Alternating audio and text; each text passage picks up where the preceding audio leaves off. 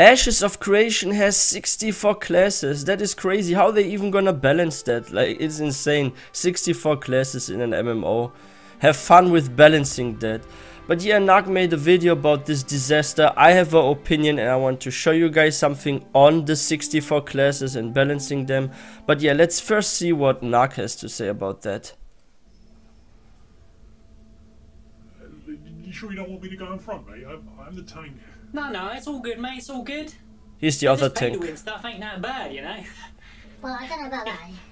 I don't really have time to play these games every evening, so it's like a good option for people like me that don't really want to spend time playing. Oi. Yeah, boosters. Say something to him, would you? He's taking it a bit too far, don't you think? Look. See that orc over there? Level 15, right? Level 15. Look, I'm only level 5 and I can just kill it.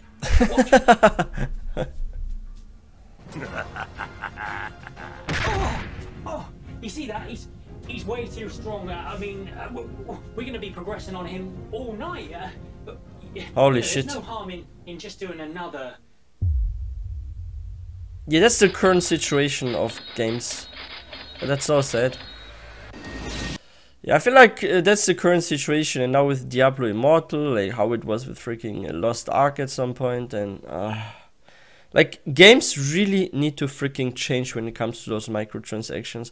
Like they changed from freaking store mounts and cosmetics and level boosts to freaking even stronger items and better gems and stuff. Like it's insane.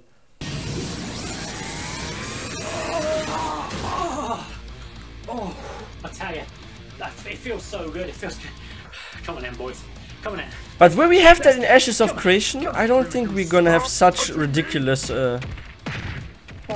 microtransactions, right? Hey, what up, boys? So it seems even after adding the word combat to the title of the last video, it still didn't shoot it right up to the top of my monthly rankings. So you know what that means, right? Time to clickbait even harder with misleading double meanings and doomsaying. You've forsaken me. You can't forsake me. I'll go even deeper. What is he looking for in the... Yes, this is it. This is it. Oh. So now I've surely set this video up for success, let's discuss the inevitable balance nightmare that will be Ashes of Creation's 64 planned classes. And oh boy, am I setting you up for disappointment with this one. But before we get into that, grab yourself a Coca-Cola, because many MMOs have attempted dual and even triple class design. Holy shit, why is he collecting so many freaking pizza packages? Like, what is going on and how so many cans? Like, what is happening in the background here, guys? Are you also as confused as me to why he has so many freaking pizza boxes there and stuff? And so many Pepsis? Holy shit. That's intense. Designed before, and they all turned into balance nightmares. Is Ashes of Creation destined for the same fate, or perhaps there's more to the picture here? Or perhaps less is a more accurate way to describe it. And I'm excited to discuss this with you all today. Now, with all that bollocks out of the way, let's begin, shall we? Now, to preface this video, I of course need to remind all the brainlets that this is just fun speculation and educated guesses from a single nerd who's wasted most of his life playing MMORPGs. We know nothing about secondary augments aside from the snippets desperately extracted directly from Steven's soul as they've been mentioned over the years. In fact, everything relevant can be summarized. I think the casting animation is nice. Which actually pretty much describes how shallow these augments will truly be. But this actually does a lot, because if it drastically changes the ability itself, it means it's like a complete change, a complete rework of an ability. Like maybe a melee skill becomes suddenly a range skill, for example. Like what if there was like a fire sword slash or something, and now suddenly it's like a freaking fireball that shoots or something. Or what if like the damage type changes and there's like one damage type that's like crazy OP, or adds like a dot or something to the target. I think when it comes to like balancing, this can affect a lot, like crazy much. And by the way, guys, if you're new to this channel and you love MMOs, please don't forget to hit that subscribe button for more content. And yeah, this is really does change a lot, in my opinion. These augments will truly be, but we're getting ahead of ourselves here. Before I do drop the disappointment bomb on you all, let's take a moment to Valheim highlight music what in the these secondary background. augments Holy are shit. and how the 64 classes Yo, that looks are OP, actually the black broken hole. up. You see, there are 8 primary archetypes in Ashes of Creation: Rogue, Fighter, Tank, Mage, Bard, Cleric, and Summoner. Oh wait, and Ranger as well. Sorry, I always forget that one because nobody gives a fuck. Sorry, Rangers. One of the classes needed to take the fall, and I just don't care about Rangers. Ashes of Creation Hey, is but they're featuring often a OP in dual MMOs. class system that works very similarly to Arcage. You mix together 2 classes, and you're given a whole new class name. For example, mixing together a They have that Summoner too? and Cleric changes you into a Necromancer. Quite a standout class among the 64, and we'll be using this one today in a lot of our examples. What's important to note about Ashes of Creation is that your secondary class does not provide you with any additional abilities. This is what makes Ashes of Creation It just changes the so much skills. different to all other MMORPGs in the past, and the main reason why I think this system is going to succeed in comparison. This is not the case in Ashes of Creation. A Necromancer will always be a summoner at its core, and it will never gain any of the abilities from the Cleric archetype. So then, what's the point in secondary skills get changed, archetypes right? then? Well, secondary archetypes work kind of like additional progression alongside your main leveling progression. The secondary archetypes provide you with augments that you apply to your primary abilities to enhance and change their effects. Each archetype offers potentially 4 augment schools. We don't know for sure yet what each primary archetype will offer, but I think it's fairly safe to assume the Mage will offer something along the lines of Okay, how I'm seeing it, you guys see the skill weapon toss, like you're throwing like a weapon. If you were like, let's say, a spell sword or something, that maybe like your weapon toss is like, you don't just throw the weapon, but maybe your weapon is like burning or it's like charged with lightning or something, and you're throwing it and it has like this extra effect. Like that's how I see the secondary archetype, how it works on the primary one. But I feel like this will actually be also tough to balance out, right? Because what is if you're, for example, you are like let's say you are a ranger, for example, and you want to go also the summoner or like the, I don't know, some mage route, and then now suddenly you shoot like fire arrows or something instead of regular ones. And for some reason, like fire arrows hit just way harder than, for example, fireballs do on a regular mage or something.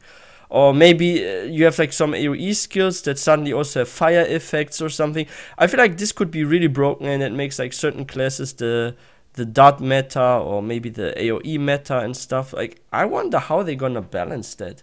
Offer, but I think it's fairly safe to assume the Mage will offer something along the lines of fire, ice, lightning, and arcane. Pretty standard, and you can apply the same basic logic to nearly all the other primary archetypes. Rogue offering something along the lines of finesse, shadow, acrobatics, and subtlety, or the Cleric offering death, holy, faith, and soul magic. It's Tanks all look fun to cool in speculate on Ashes this kind of of thing, and Creation. I myself have spent a fairly long time thinking about what kind of cool augments these secondary Oh, I classes like that can skill. offer. But then again, I am a complete and utter loser. But let's bring it back down to reality again for a moment and discuss the implication of this and the sheer amount of spell variations Ashes of Creation needs to deal with.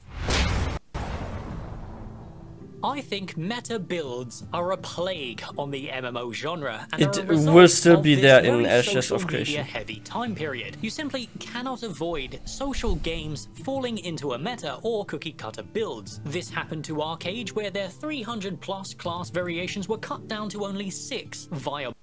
And that's what I mentioned earlier with, for example, Ranger. Like, what is if a certain element, like lightning, for example, is the strongest, and you want to go with this secondary archetype because this one gives you lightning effects to your weapons. Because now lightning is the meta, or like the hardest content. Maybe the mobs take extra damage or more damage from like lightning attacks or something. Or they're maybe not as much affected by the weather as, for example, fire or ice.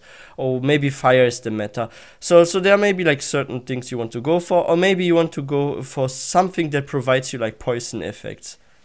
Or maybe like Bard or something. You want to mix like Bard with Ranger or so. There's always going to be, also if you do like DPS sims, there's always going to be one that will be above anything else. I don't think there's any way they can make every single second archetype provide the same damage boost. Also for like the hardest content that there will be in the game than any other one can. I think that's gonna be totally impossible, guys. Builds, and it's the same for every other MMORPG. That means, unfortunately, Ashes of Creation's ambitious 64 classes are destined for the same, unless these 64 classes are going to be mainly aesthetic class fantasy focused. Allow me to explain.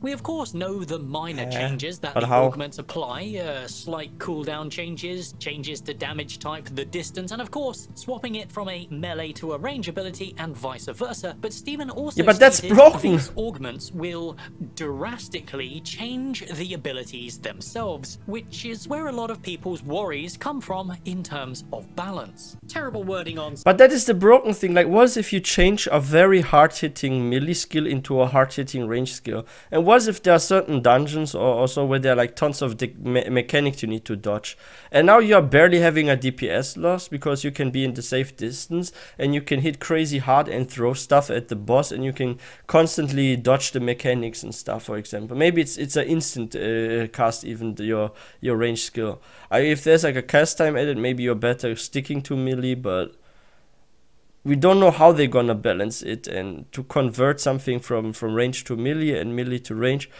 also depending on how much DPS it does to begin with, I think that can be a issue to balance. Steven's part, but I'm sure that was just buzzwording at the end of the day. But of course, the community, desperately high on the copium, took these comments completely out of context and reacted in the sanest way possible. Yes, that's right, by shitting their pants and making forum posts about it. To me, drastic means changing a wolf summon to a skeleton instead. That is pretty drastic, right? But that doesn't necessarily mean the functionality of the summon has changed in If it does the same damage, it doesn't matter. Or if it's still melee, okay. Summon. We can elaborate on this further using a lot of the speculated summoner spells. Is there really that much difference between a Beastmaster summoner who uses a bear to tank compared to a Necromancer summoner using an armored skeleton to tank instead? Maybe there'll be minor benefits to the stats like life leech for the skeleton and increased armor for the bear, but ultimately these are not build defining changes. It's gonna be minor. What I'm trying to get at here is that I don't think the secondary augments will have that much of an impact on the way we play our class. I think the focus for secondary augments is mainly for class fantasy and aesthetics. Let's if hope Intrepid so. chose to change these spells to make each of the 64 classes play entirely different, the game is destined to become a balanced nightmare and will only fall on one or two viable builds per class. I think it's fairly safe to say most of these classes will be mainly aesthetically focused. However, this still does mean should I think the animations are nice, right? Have, say, for example, 24 primary abilities available to it, I don't think it's unreasonable to expect a game made by an indie company that's funded by Spurg's High on Copium that was supposed to be released 4 years ago, but then turned to a battle royale so and true. deleted said battle royale. And so true. Wait a minute, what am I saying? the game's not a scam, and it's not going to be shallow either, because Steven said so. So then, does that mean, with each primary archetype having at least 24 abilities, timesing that by 8 for each of the secondary augments, and then again by 4 for the augment types, then they need to design 24 times 8 times 4, 768 unique abilities. Oh, well, I guess only time That will is tell, insane. but there's more to Ashes of Creation's class customization and builds than just the secondary augments, so let's focus on that to finish up this terribly scripted video. But I'm actually gonna be honest, like that's my opinion from what we read. Like a couple of days ago we also checked out all the classes of Ashes Creation on this channel, and when I read through some of like the possible augments maybe and skills, like how they could like maybe change, I've noticed already that they're gonna be beneficial in some situations though. Like I said, if you can convert a melee skill into a range skill for certain phases, for example, of a raid or something, this is gonna be broken. Or what if you become like some kind of Like, what if in PvP actually, like, there's a way to deal a lot of side DPS and you're like maybe very fast as well. Like, what if you pick a class that is like super mobile and your DPS is not horrible, but now you can go for something that gives you some range. So you can just like fly around everywhere, like freaking speed through everything and just shoot, and your enemy cannot freaking use you. And if they have a gap closer, maybe it's on cooldown. Like, I think there may be some really broken things for PvP and PvE with like the secondary archetype. Because some of those changes, even if they just convert something from range to melee or melee to range, I think this can lead to some balance issues. Also depending on your primary archetype, right? Like, what if you're like crazy tanky and now suddenly you get like something that buffs your dots or converts everything into dots, right? So you can like freaking completely spec into a tanky dot build and you just wear your enemies down. Basically. Maybe that actually works, who knows? So augments are not bound just to secondary class choice. In fact, we are not bound to just a single secondary class at one time. I should have mentioned this earlier, but fuck it, this script is all over the place, and this is a touchy subject anyway. You are able to swap out your secondary class whenever you like. I say whenever you like, but this will likely be at a set location. For example, the Divine... That's not true. It said that there's probably going to be like a cooldown, they're discussing it, where maybe for like 1 week you can change that or so.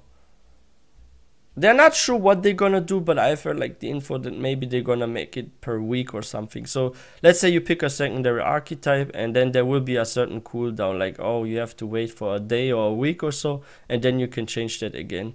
From what I've heard, they want to make the choices, yeah, revertible, like you can do something else. But the thing is, they want to people not constantly change around, but give them some kind of time, like maybe a couple of days or a week, till they can do that. But let's see, like it's still in the alpha phase, so we don't know what they're gonna change around. But from what I've discovered and heard, it's gonna be with a certain cooldown of some hours, days. Let's see. Node is stated to offer services that will affect your skill and equipment augmentation, so swapping your secondary class will likely be related to divine nodes in some way. However, as I stated, there are many other ways to customize your build outside of just your secondary class. Augments themselves are rewarded as progression tied to many different parts of the game. Religion is a huge mechanic that we know nothing about right now. This would be interesting. Religion apply to your abilities similar to your secondary class ones. There are 10 gods in the world of Vera, so does that imply that we'll have 10 sets of god-related augments to play around with? Hail to creation, baby. Like, this game will take even longer with all this. Your race also offers augments as well, on top of various different types of in-game factions like a Thieves Guild. This sounds very similar to how Elder Scrolls Online allows you to customize your builds. Now, I give Elder Scrolls Online a lot of shit for its terrible, awful, badly coded, dog-ass combat mechanics, but the game itself... That's true. Like in ESO, I was playing ESO for years. Like this was like my second biggest MMO after World of Warcraft, I think. And like they actually messed up so much stuff each patch. Like before in Elder Scrolls Online, if you cast a skill and you press block, cause there's like a mechanic where you can freaking dodge and block attacks. And if you block during a cast, at, let's say, if it's finished for 70%, if it's finished 60%, you will just cancel your cast. But if it's finished to like 70% and you block it, like the skill actually comes off, meaning that you have 30% less cast time or animation time. So you could literally animation cancel your freaking skills. So if you hit a target with a sword and the sword is like near to the head of the target, and now you press block, it doesn't slash through, it's just near to the head and your enemy takes damage, right?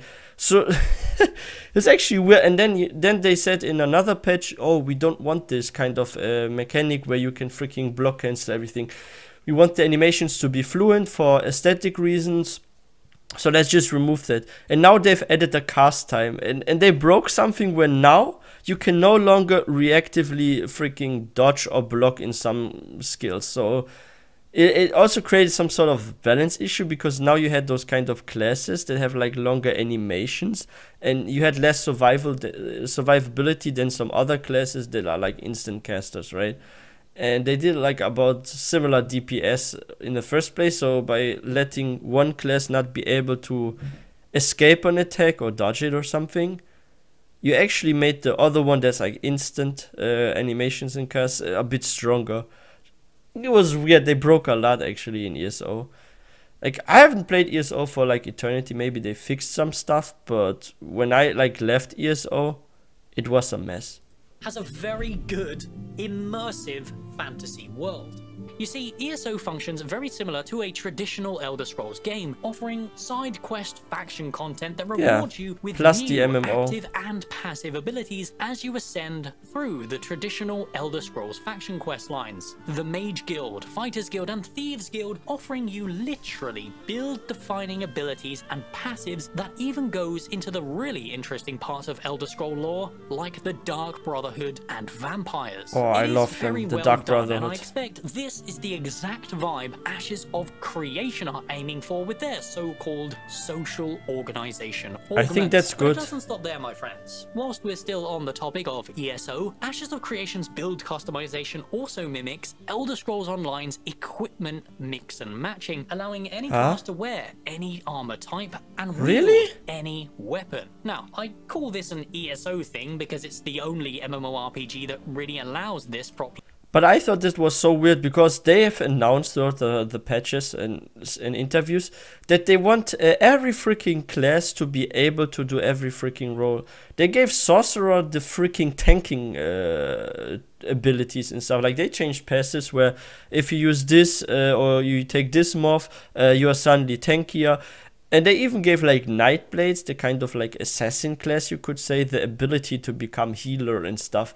Like, why would you be a healer assassin or something? Like, it's so weird. Playing a healer or an assassin kind of class. Like, it was so weird what they changed around there. Like I said, ESO just got weirder over time. At some point, I was like, I want to play another MMO. But I hope they don't ruin this with freaking Ashes of Creation, because I love Ashes of Creation so far. I have a very, very, very good impression. And yeah, a friend of mine, by the way, told me that ESO is like better now than it was like 2 years ago. I haven't played ESO, so maybe it's really, really good now. I need to get back to it and have a look. But when I played like 1+ year ago or so, I still saw a lot of a mess there. So I don't know how much it changed. I will get back to it eventually. But really, this is a Dungeons and Dragons mechanic. The game that Ashes of Creation draws most of its inspiration from, aside from Arcade and Lineage 2, of course. Alongside our primary archetype skill tree, we also have the currently unrevealed weapon skill tree, which I very much expect to be specific to each skill trees type, similar to ESO. Be it daggers, bows, stars, I can't wait for the one for WoW, it like will the likely be new the talent weapon system itself that defines a large portion of our outgoing damage and utility. And for the obligatory copium refill, Stephen actually teased this recently. And these dual weapons will be an Alpha one, actually. Oh, sorry, my bad. That's not the right clip. For example, with the assassin class, with our dagger weapons, we didn't previously have that in Alpha 1, so those are entirely new animation sets that are required to have those dual-wielded kind of daggers, and it's something you guys might be seeing soon in the future. It looks nice to do with daggers. Secondary class augments much easier for the team to focus on aesthetics rather than build-defining changes. So allow me to end today's video with a question for you, my dear viewer. Do you think they should focus on making each and every one of the 64 classes completely unique to play, offering a large diversity of playstyles and mechanics? Or would you be satisfied with very minor changes and just have the 64 classes focus on aesthetics and class fantasy? In my opinion, focusing on aesthetics is the best choice, as I think the game will suffer should they try to make each one of the 64 classes mega unique and different, as we've seen I totally totally last agree live here. stream, it does appear that they're focusing on trying to create It's gonna really even take longer to unique-looking release even. spells. And it would be such a shame to see these beautiful next generation spell effects be hidden away in the depths of social pressures as meta mentality takes a hold of Ashes of Creation and we end up playing the same 8 builds. But as usual, I am just It maybe one will be nerd like that. desperate for a good MMO. And my opinions mean nothing without yours in the comments below. And hey, we just had our first community event and it was such a success, having over 50 people turn up to the watch party. So we'll likely be hosting many more congratulations. community events in the future, starting with Ashes of Creation's live stream at the end of the month. The Discord is so active lately that I can't go 5 minutes without some atting me about their bullshit opinion on something. So the link for that is in the description below. But Narc, Ashes of Creation will never be able to balance 64 that a copium classes. meme? The game's dead Ah, I on knew it. arrival. And to that I say, listen kid, do you literally Copium. say the most obvious shit possible Yes, just to bait a response? yes, And you actually get a kick out of me saying the line? yes. Well then, if that's the case, subscribe to the channel. You know, this was very, very good. And let me quickly show you something. So I've prepared a tier list, and this is the issue that always appears in MMOs or in like games in general when it comes to freaking class balancing. So let's have a look at those. I've picked like 5 random DPS classes in a random MMO. Let's just imagine they're like maybe casters melee or something, or a mix of both. And now you have at the top the green thingy. It has a lot of group utility and crazy DPS and stuff. It's like just, it has like everything. So that's why it's like in the S tier, right? And that one that has everything is S tier, right? And you have like here A, B, and C. And every single tier here, they have something really, really unique or something that's like currently the meta. Like let's say Orange here, for example, has almost as much DPS as S, is just slightly behind, but offers some, let's say, DPS buff of 3% to the whole party. So that's why it's A tier now. And blue here does slightly more damage than A, is on par with S, but has 0 freaking utility for the group, right? And now what the issue is when it comes to balancing in MMOs, if you give blue here, let's say, a skill that suddenly removes the resistance of the boss by a certain amount of number, what equals 6% more DPS, then but it does slightly more damage than orange. Guess what happens here? Now suddenly blue moves up to the A tier, and because this one provides not to everything 3% DPS but to the boss where it matters, and does slightly more DPS than orange, what happens with orange? Suddenly orange moves down to B tier, because now suddenly this one is just so much better. And what happens? Now there's another balance issue. And now what happens with orange? Now let's just freaking draw orange down here. Now orange sits here, and now what do? They buff the damage of orange. So orange has less utility than here, but buffs the damage to be now a bit higher than S. And now we suddenly get like a patch or something, for example, where damage is everything and there are less like mechanics where you need this and that. And now suddenly orange has a bit of utility but deals significantly more damage than green here. Then what happens? Orange moves up to S tier, then suddenly green moves down to A tier. Now we have green here. And what happens here? Now purple gets a buff for group takes 5% less damage, gets a buff 4% more damage to non-bosses, and a DPS buff of 20%. So what happens here? This one moves now up to A, is like very, very close to S tier. Now there's like an issue here where blue, wait, I forgot to draw blue actually, where blue suddenly moves back down to B tier because the B tier got buffed. So, as you guys can see, balancing in games is a freaking mess, because if you add a law to one class, it makes the other one just be like suddenly not relevant anymore, because another one has like suddenly no more group utility, or the one that has like a bit of utility but crazy high DPS now is on par with one that has the same amount of DPS but more utility. So it's like a mess to balance in MMOs and games in general when it comes to classes. And now imagine we had this 64 times. Like we had 64 freaking dots of all sorts of colors. Like it would be a total mess. It would just be like this and this and this and this and this. You like at some point you don't even freaking see the list here anymore. You just see everything just being crazy moved around and stuff, right? So this is the issue they're gonna have if they give a lot of, let's say, secondary abilities you get from the secondary archetype in Ashes of Creation. Like, they really need to be careful with that. I think 64 classes is way too much. I think the best number to like balance around is about like maybe 14-15 classes in a game at most. Anything beyond that, like 20 or 30 plus, it's gonna be a total mess when it comes to balancing. Because you could always argue, okay, this one maybe only gives the group 3% DPS boost and the other one 5%.